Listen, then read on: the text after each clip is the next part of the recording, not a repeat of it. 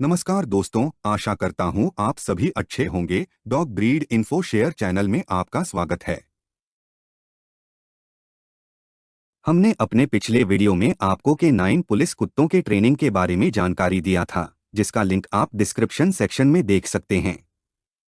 इस वीडियो में जानिए मिलिट्री कुत्तों की ट्रेनिंग कैसे होती है और उन्हें किन कामों के लिए प्रशिक्षित किया जाता है।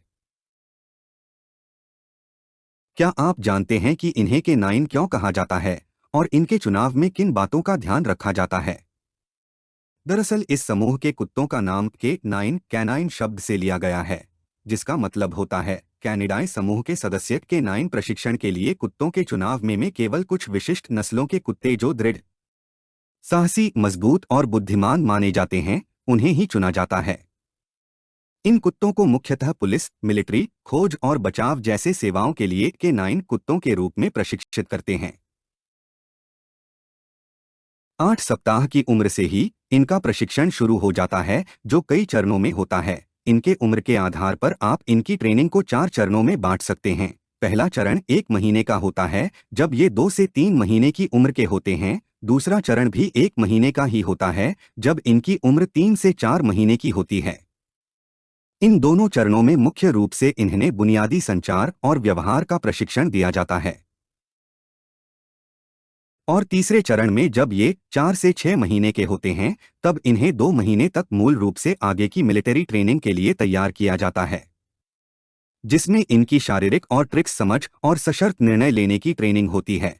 और इनके 6 से 7 महीने की उम्र से इनके प्रशिक्षण का चौथा चरण शुरू होता है, जिसमें इन्हें कठिन और चुनौती भरे शारीरिक प्रशिक्षण और विशिष्ट तरकीबों इत्यादि का प्रशिक्षण दिया जाता है। आइए जानते हैं प्रशिक्षण के प्रत्येक चरण में इन्हें क्या सिखाया जाता है। इस वीडियो में हम ट्रेनिंग के तरीकों के बारे में चर्चा नहीं करेंगे, क्योंकि हर ट्रेनर और संस्था के सिखाने के अपने अलग अलग तरीके होते हैं। मिलिट्री कुत्तों की ट्रेनिंग का पहला चरण इनके 8 सप्ताह की उम्र से ही शुरू कर देते हैं। सबसे पहले इन्हें बेसिक कमांड जैसे कि शौचालय, स्लिप और क्रैक प्रशिक्षण की कमांड सिखाते हैं।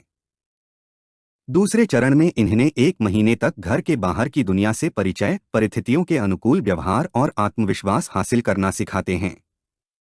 इस दौरान इन्हें भोजन, इंडोर लीड इत्यादि कमांड्स सिखाने के अलावा अन्य पिल्लों के साथ खुले में खेलना, दौड़ना और व्यायाम करना सिखाते हैं। और जब इनकी उम्र 4 से 5 महीने हो जाती है, इनकी ट्रेनिंग का तीसरा चरण आरंभ होता है, जो करीब 2 महीने का होता है। इसमें इन्हें लोगों से मेलजोल, सशर्त रक्षा और चालों के प्रशिक्षण के साथ करीब 2 से 3 घंटे का शारीरिक प्रशिक्षण भी दिया जाता है, जिसका मुख्य उद्देश्य इनकी स्टैमिना बढ़ाना और इन्हें अगली कठिन प्रशिक्षण के लिए तैयार करना है। इनका पहला 3 चरण बुनियादी प्रशिक्षण का होता है, जो 6 से 7 महीने की उम्र तक दिया जाता है। चौथा चरण विशेष प्रशिक्षण होता है, जिसमें इन्हें विशेष कार्यों की ट्रेनिंग दी जाती है। इसे आप 2 भागों में बांट सकते हैं। पहला, जब उन्हें शारीरिक और मिलिट्री स्पेसिफिक कामों के लिए प्रशिक्षित किया जाता है, जो लगभग सभी मिलिट्री कुत्तों को दिया जाता है। और दूसरा, जिसमें इन्हें मिलिट्री के किसी विशिष्ट कार्य के लिए ट्रेन किया जाता है। चौथे चरण की ट्रेनिंग 6 महीने जनरल मिलिट्री वर्क और उसके बाद 3 महीने स्पेशलाइज्ड टास्क की होती है, जो करीब 8 से 9 महीने की होती है।